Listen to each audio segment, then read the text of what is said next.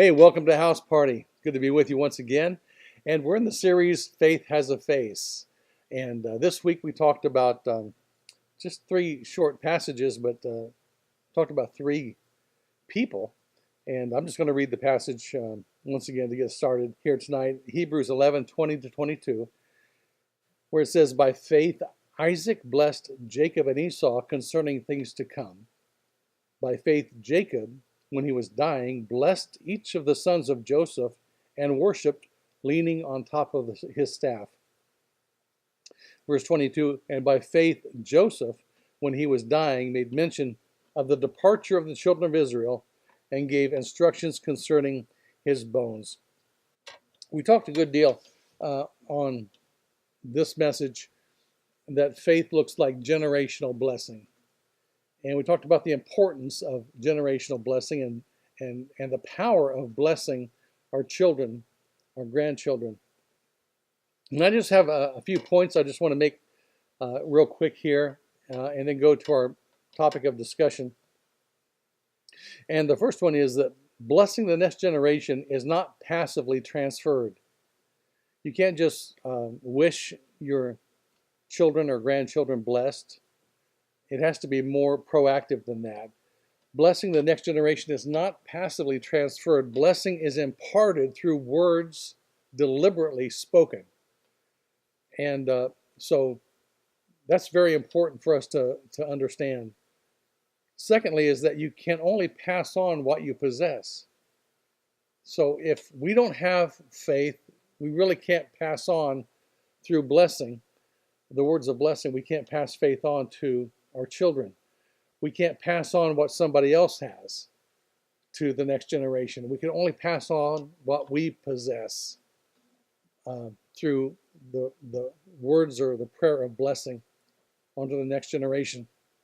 That's why it's so important that we stay current with our spiritual life and not lapse into default position spiritually, but that we stay intentional, stay proactive, and run after the things of faith, the things of God every day, because we can only pass on what we possess. Third point I want to make is that blessing can operate through and in spite of dysfunction in the family. And that gives me great hope, because I know family dysfunction. Look at the Bible. In these verses, it talked about Isaac, Jacob, and Joseph.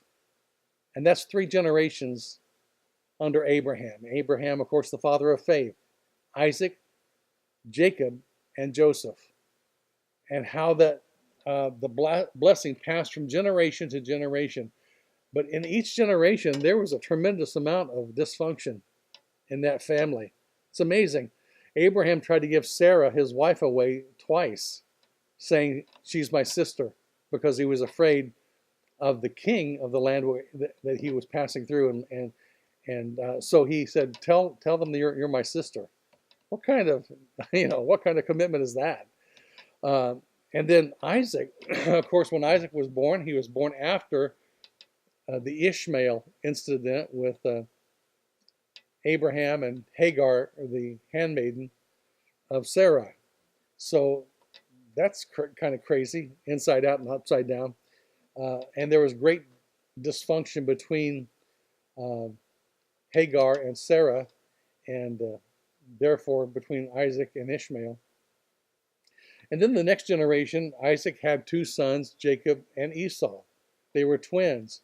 And the dysfunction that was in that situation was glaring. Jacob was the mama's boy. Esau was the dad's favorite. And the story of Jacob and Esau is the stuff that, sitcoms, or not sitcoms, but maybe TV dramas are made of. And then it goes on to Joseph and his brothers. That's the kind of thing that you'd find, a plot line that you'd find in a Hollywood movie, where Joseph is cast into a pit, sold as a slave into Egypt, and comes back. Well, the great dysfunction between Joseph and his brothers was only healed when Joseph said, "You meant it for evil, but God meant it for good." That he could save you all in the end. So um, that gives me and inspires me, and I hope it inspires you, that no matter what your family looks like, and no matter what the past has been with you and your children or your grandchildren and so forth, that your blessing on your children, your grandchildren, can even surmount whatever kind of family craziness is going on. And then the last point I wanted to bring out here is that blessing often outlives the blesser.